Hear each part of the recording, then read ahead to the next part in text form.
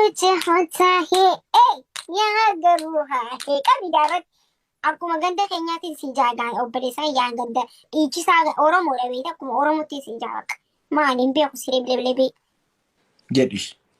okay afaan isii fi sirbaa kootu kojjatee mini yayyaa mini jaalantu steetuma duutinan saamini raachii bareeda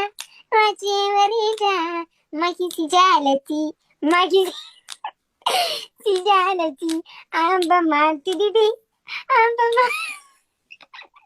amba maaltu dibe taa'ee nu hamataa amma laa kunooti gaa gammadeera aara diidi waraabadhuti itti poostiif godhi takkaa maakii si jaaladha namaan jettiin bees baga gammadde gaa baga guyyaa kanaan rabbi si gee okay kongiraa akkuma teettu naafaan hin bee kongiraa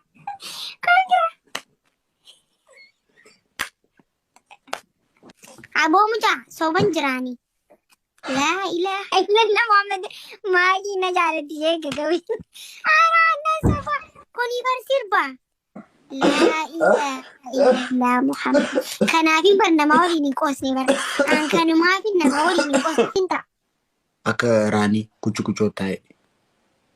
Kamira akkam jetti raanii Silim akkam silim jechuun agarsi jira wayi waa kiyaara guddi kiyyasi maa qaxxaamtu miti. akkana Akka waanuma akkasi. okay guddi maali kun Sirba afaan akka. Laphee tokko nama qabu guys. Nama laphee tokko guys. Silim ija kee fa'aa inni silim godhe. yaa obboleessi laa ilaaha illallah Ara guys laphee tokko naa kenna. akkana Sirbicha. sirbicha maal jeetin sirba hin beeku ani kuchu hotta yaa garuu Ishi rakkoon qabu. Ammaani bareedaa. Ila dhaga'ish. Nan si sirre. Naadhiisi wakka hin beeku. Ara laphee tokko guys. Laphee tokko bakka na qaxxaa'u ishee.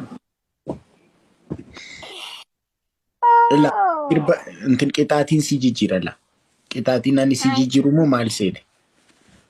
Ani yaa bareedaa Oromooti beektaa miti.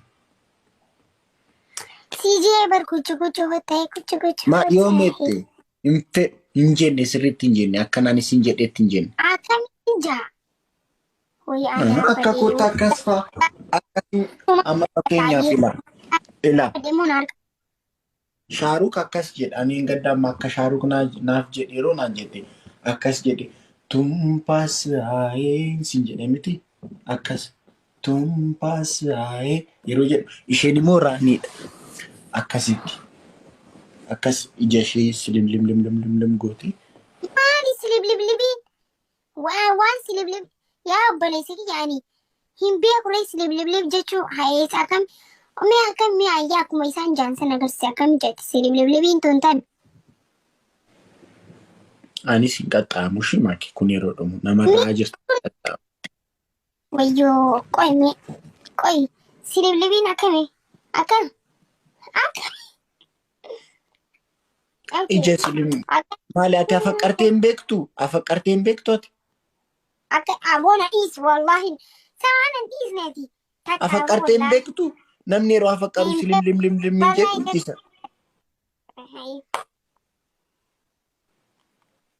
si adabamutti hin jiraa miraachuu Ishi adaba. Easy jechuun kun ingiliffaadha garuu ati ingiliffaan beektu hin taane. Dhumati eeguudhaan taphni.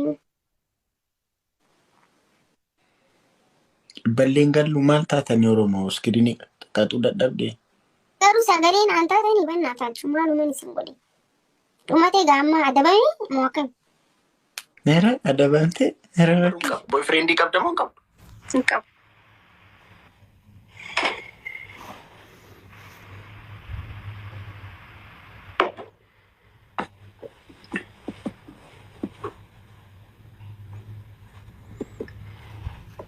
Ani sin qabu.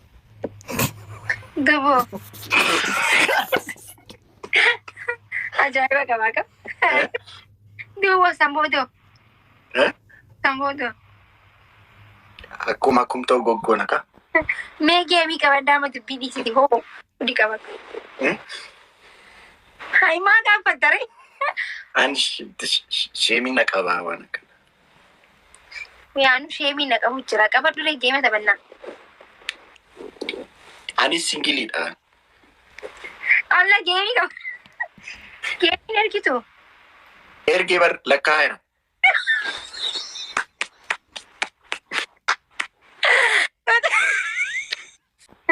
Mee geemii qabaddaa ma dubbii dhiisiti hoo hudii qabatu. Haimaa gaaffattare. Ani sheemii na qabaa waan akkana. Yaanu sheemii na qabu jira. Qabaddulee geema taphannaa. Geemii qabaddaa ma dubbii dhiisiti hoo hudii qabatu. Haimaa gaaffattare. Ani sheemii na qabaa waan akkana. Yaanu sheemii na qabu jira. Qabaddulee geema taphannaa. Ani singiliidha. Alla geemii qaba. Geemii ergitu. Ergee bar lakkaa'eera.